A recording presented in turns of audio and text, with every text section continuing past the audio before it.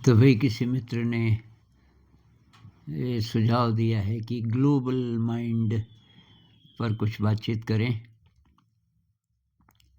Global mind से उनका मतलब है कि हम जो भी सोचते हैं, मतलब मन से, वाणी से, कर्म से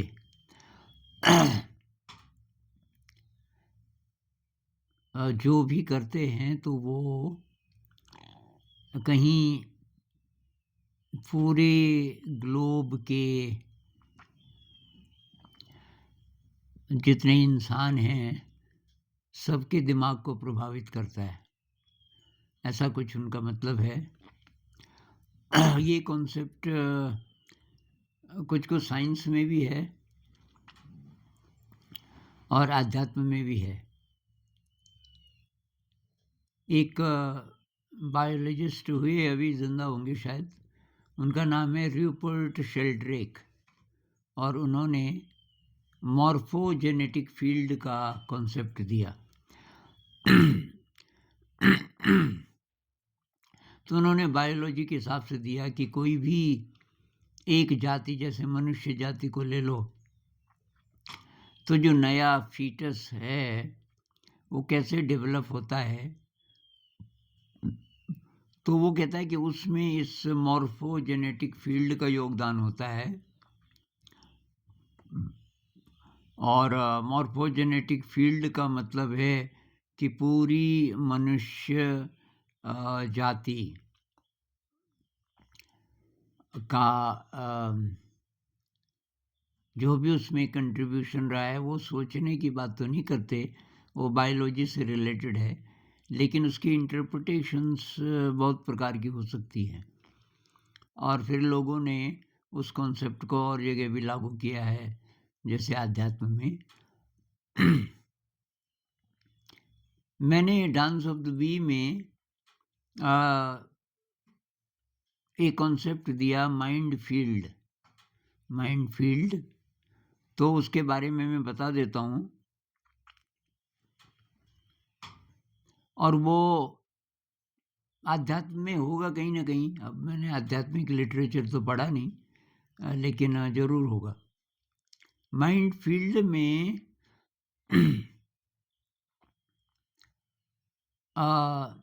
कुछ एक तो फ्रीक्वेंसी का कॉन्सेप्ट है। आज किसी ईमेल में एक 11th स्टैंडर्ड का कोई स्टूडेंट है, बहुत एक्सेप्शनली ब्राइट, उसने कुछ इंसाइट्स मुझे दिए कि जिस तरीके से कोई रिसीवर है, कोई रेडियो है, तो उसको हम सेट करते हैं किसी खास फ्रीक्वेंसी पे, जिस स्टेशन को हम पकड़ना चाहते हैं।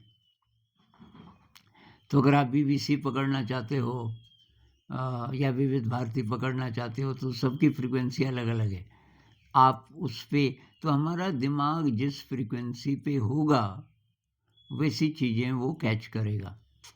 अगर हम अपनी फ्रीक्वेंसी को हाई कर दें तो उससे रिलेटेड चीज़ें वो पकड़ेगा। पर कहाँ से पकड़ेगा? तो उसके लिए ये जो कॉन्सेप्ट है माइंड फील्ड का, जो मैंने डांस ऑफ द बी में बताया है, मैं उसके बारे में थोड़ा बता देता हूँ। तो ऐसा है कि एक साइकिक फील्ड है, और जिसमें मतलब लाखों लाखों फ्रीक्वेंसीज से वो फील्ड बना है, और आपकी जो फ्रीक्वेंसी होगी उसके अकॉर्डिंग आप उसमें से चीज़ों को लोगे, मतलब वो प्रभावित करेगा। मॉर्फोजेनेटिक फील्ड हर सेकंड आपको प्रभावित करता है, आपकी सोच को, आपके इमोशन को, आपके एक्शन को। हम सोचते हैं कि मैं ऐसा हूँ, मैं ऐसा सोच रहा हूँ, लेकिन एक्चुअली आप उसको कैच कर रहे हो, उस तरीके की चीज़ों को। तो तब आपका जो दिमाग है वो सूटेबल हो जाता है किसी पर्टिकुलर विचार के लिए या इमोशन के लिए। तो हमारा दिमाग जब तक ग्रॉस है, मतलब नेगेटिव इमोशन से भरा हुआ है, नेगेटिविटी से, तो उस फील्ड में जितनी नेगेटिविटी होगी हजारों सालों से, ये करोड़ों अरबों लोगों ने जो नेगेटिविटी उसमें डाली होगी, अब वो सब अवेलेबल है आपके लिए। कुछ ऐसे इंटरनेट में ना आप टाइप करो, मान लीजिए अब आपने टाइप किया गुस्सा, तो फटाफट बोल देता है कि ये 5 लाख साइट्स उपलब्ध हो गई आपको, इसमें से चूज़ करो, लेकिन सब गुस्से की ही। तो जैसे आपकी फ्रीक्वेंसी अगर इस प्रकार की है इस समय कि आप गुस्से को इनवाइट कर रहे हो, तो करोड़ों गुना गुस्सा हजारों हजारों सालों से जो मनुष्य जाति ने कंट्रीब्यूट किया होगा उस फील्ड में, अब आप उसके वश में हो गए। शायद इसीलिए हम इतनी जल्दी कंट्रोल नहीं कर पाते। कोई भी नेगेटिव इमोशन आ जाए, गुस्सा, खीज, आक्रोश, निराशा, हताशा, फ्रस्ट्रेशन, होपलेसनेस, तो जेलसी, ये कंपैरिजन, कंपटीशन की फीलिंग, ये सारे जब आ जाते हैं तो बड़ी देर तक रहते हैं। जब बात समझ भी आ गई कि ये गलत है, मुझे नहीं करना गुस्सा, लेकिन वो फिर भी रहता है बड़ी देर तक। तो ऐसा लगता है कि ये ना केवल हम जो बोल देते हैं कि मुझे गुस्सा आया, एक्चुअली आपने थोड़ा इन्वेस्ट किया, ज़रा सा गुस्सा उस फील्ड को दिया और उस फील्ड ने उसको लाखों गुना बढ़ा करके वापस आपको दे दिया कि ले भाई ये चाहिए ना, यही तो चाह रहा था। तो सरफेस पे ये सब चीज़ें हैं, नेगेटिविटी है, हमारे एनिमल इंस्टिंक्ट्स हैं। क्योंकि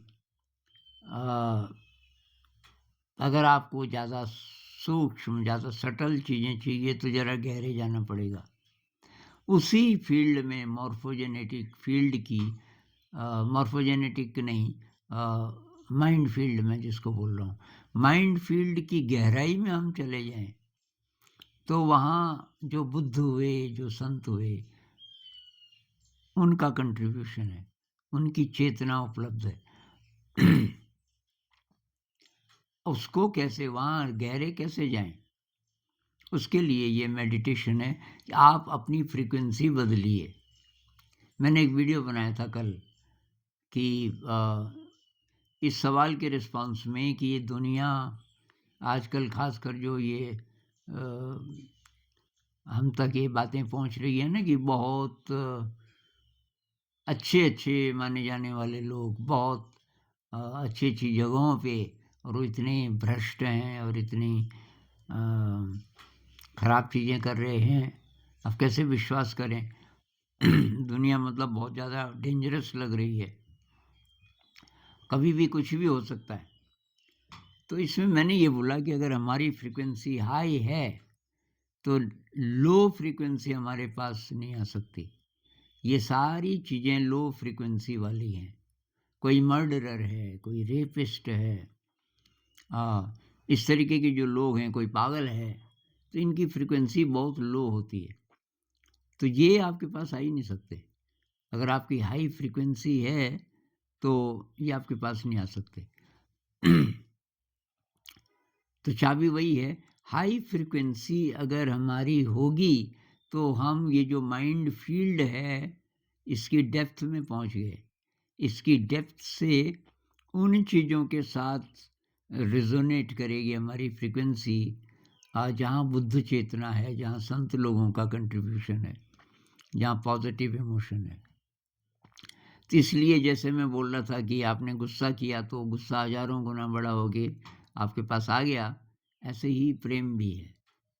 आपने प्रेम की तरंग छोड़ी तो मॉर्फोजेनेटिक फील्ड में बहुत गहरे जाएगी, और वहाँ से ये जो प्रेम की फीलिंग्स, प्रेम से संबंधित जो विचार हैं, मनोदशा है, इमोशन है, वो कई गुना वापस आपके पास आएगा। तो प्रेम है, करुणा है, क्रिएटिविटी है, ये जो अच्छी चीज़ें हैं। एक और चीज़ का उपयोग बहुत लोग कर रहे हैं काफ़ी टाइम से, ये जो कहानी है ना 100th मंकी, आपने सुनी होगी शायद।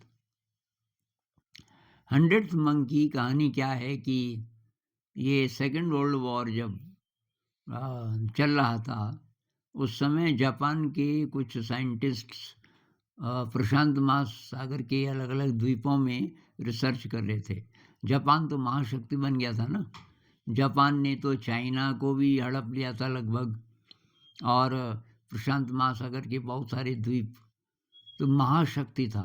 लेकिन सेकंड वर्ल्ड वॉर के बाद जब जापान ध्वस्त हो गया उस बम गिराए गए 45 में, तो उसके बाद ये जापान में तो अमेरिका का आधिपत्य हो गया, अमेरिका के हिसाब से चलेगा। तो ये साइंटिस्ट वापस नहीं गए अपने देश, और ये वहीं रह गए जहाँ-जहाँ थे। और थोड़ा डर भी था साइंटिस्ट लोगों को, लोगों से खतरा रहता है ना, तो जैसे अमेरिका है उनको पकड़ के ले जाता, कुछ भी खतरा हो सकता है। तो एक साइंटिस्ट था जो बंदरों पे स्टडी कर रहा था किसी छोटे से आइलैंड में, और उसके कुछ और दोस्त थे, वो भी रिसर्च कर रहे थे अलग-अलग प्रकार की, और कुछ शायद वो भी बंदरों पे ही कर रहे थे लेकिन बहुत दूर-दूर। मतलब इस आइलैंड से अ, 200-300 किलोमीटर से दूर ही थे दूसरे आइलैंड्स।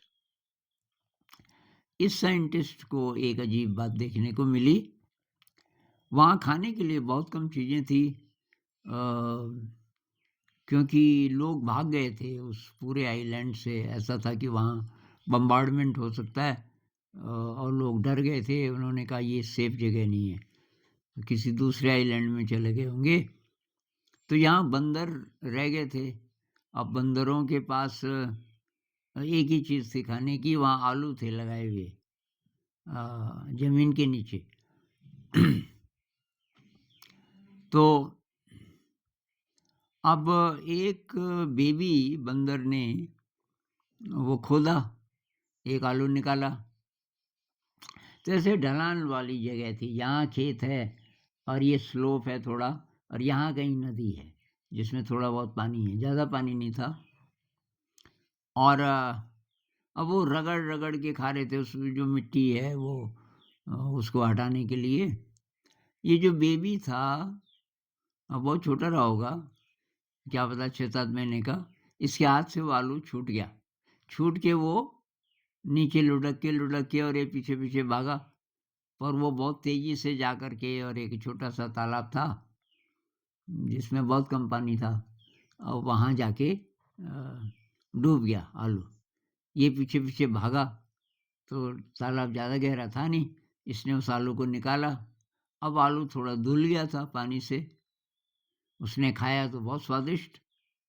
वो फिर ऊपर गया, उसने दूसरा आलू खोद के जानबूझ के डाल दिया नीचे, वो लुढ़क-लुढ़क के फिर नदी में गया, तो ये पीछे-पीछे फिर गया। अभी इसी तरीके से आलू खाने लगा।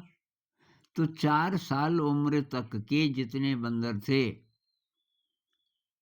अगले 3 दिनों में पूरी कॉलोनी में 4 साल तक के सारे बंदर यही करने लग गए।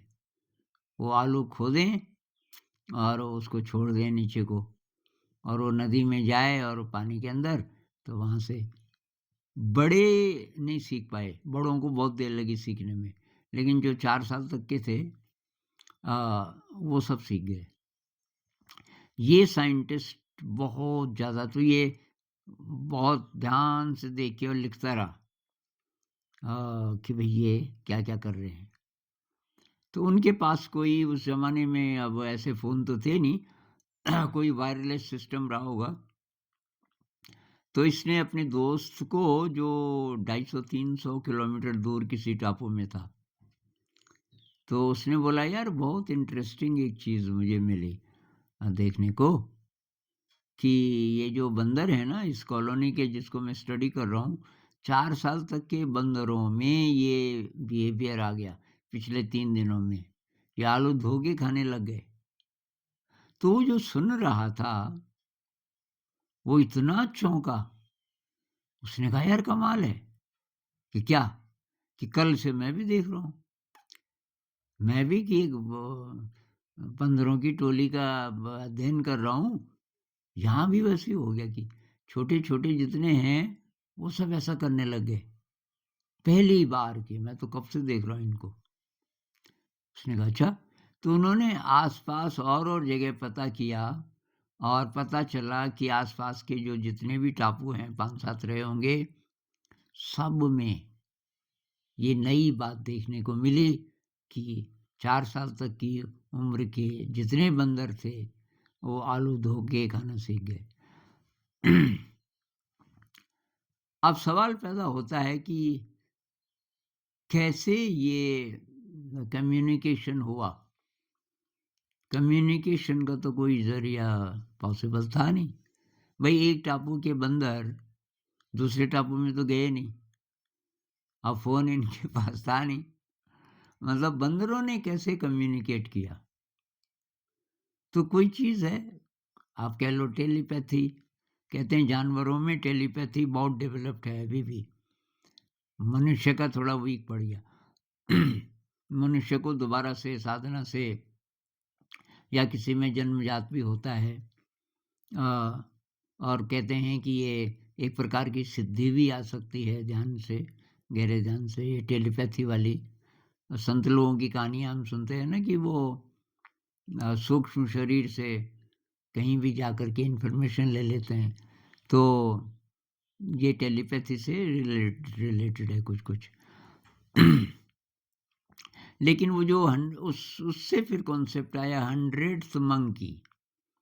हंड्रेड्थ मंकी का मतलब है कि एक क्रिटिकल संख्या है, उतनी संख्या में जब किसी कॉलोनी के बंदर कोई बिहेवियर करेंगे, तो बंदरों का जितना समाज है, हो सकता है पूरी दुनिया में, उन उन तक उनके बिहेवियर में वही चीज़ आने लग जाएगी। तो इसी का एक्सटेंशन है मनुष्यों का जो समाज है, अगर कुछ लोग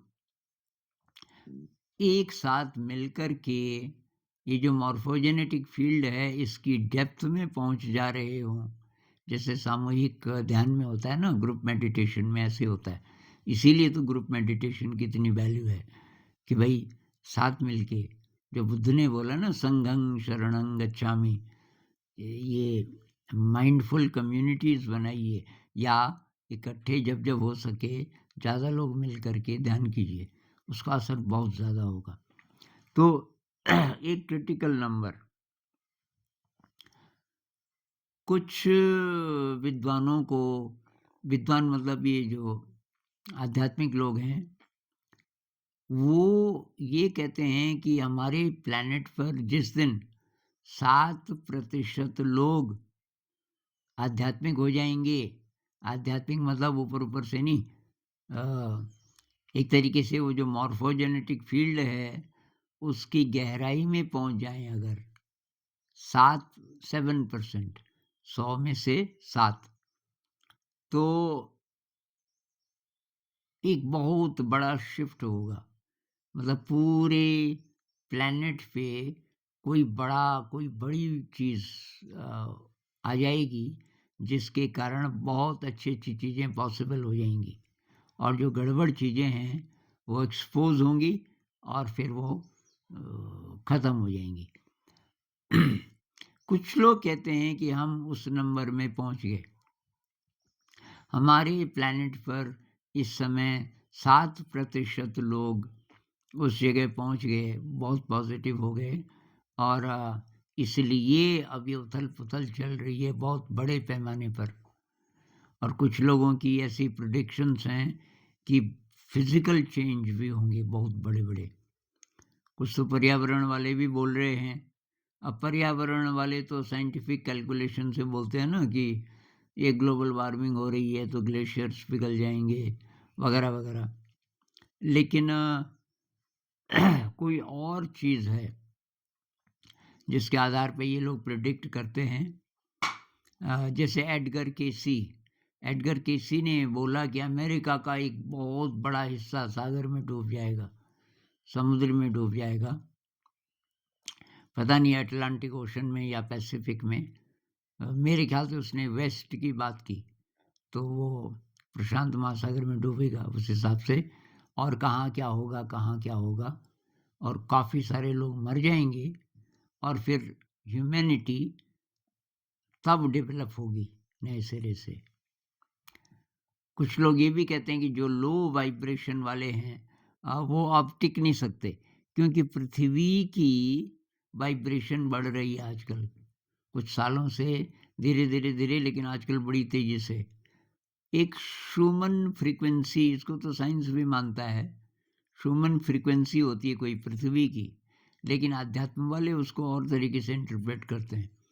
और वो ही कहते हैं कि जब पृथ्वी की फ्रीक्वेंसी बढ़ती है तो उससे मैच करने वाली जिसकी फ्रीक्वेंसी होगी जिस इंसान की, तो वही जिंदा रह सकता है, नहीं तो अचानक लोग मरेंगे। मतलब कोई कारण नहीं है, बीमार भी नहीं है, ठीक ठाक हैं, हेल्दी हैं, लेकिन फ्रीक्वेंसी लो है। मतलब जितने दुर्जन लोग हैं ना जिनकी खबर आ रही है आजकल, ये बड़े बड़े, वो ऊपर ऊपर से तो एकदम सही है, उनकी हेल्थ बहुत अच्छी है और सब ठीक ठाक है, खुश नज़र आते हैं ऊपर ऊपर से, एक्चुअली फ्रीक्वेंसी लो है। तो लो फ्रीक्वेंसी वाले टिक नहीं सकते। और फिर कि ये पृथ्वी नए फेज में जा रही है। तो मैं ये काफ़ी टाइम से बोल रहा हूँ कि disorder is part of higher order, और तो पृथ्वी किसी हायर ऑर्डर में जा रही है, ह्यूमैनिटी का इवोल्यूशन तो हो रहा है। और ये मतलब बड़ा शिफ्ट होने का टाइम है, ये हो रहा होगा। मतलब वो शिफ्ट अब एक ही सेकंड में तो नहीं होगा ना, धीरे धीरे होगा, हमें पता भी नहीं चलेगा कब शिफ्ट हो गया।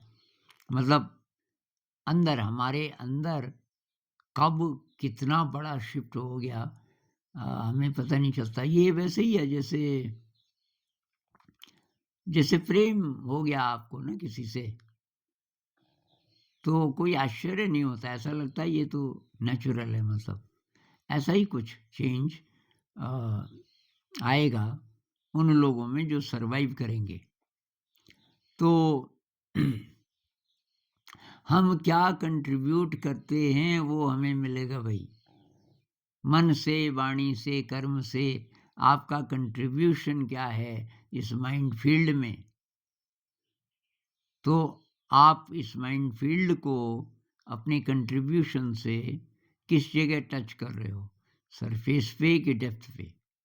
तो चाबी है थोड़ा गहरे जाओ, जिन ढूंढा तिन पाइया, गहरे पानी बैठ।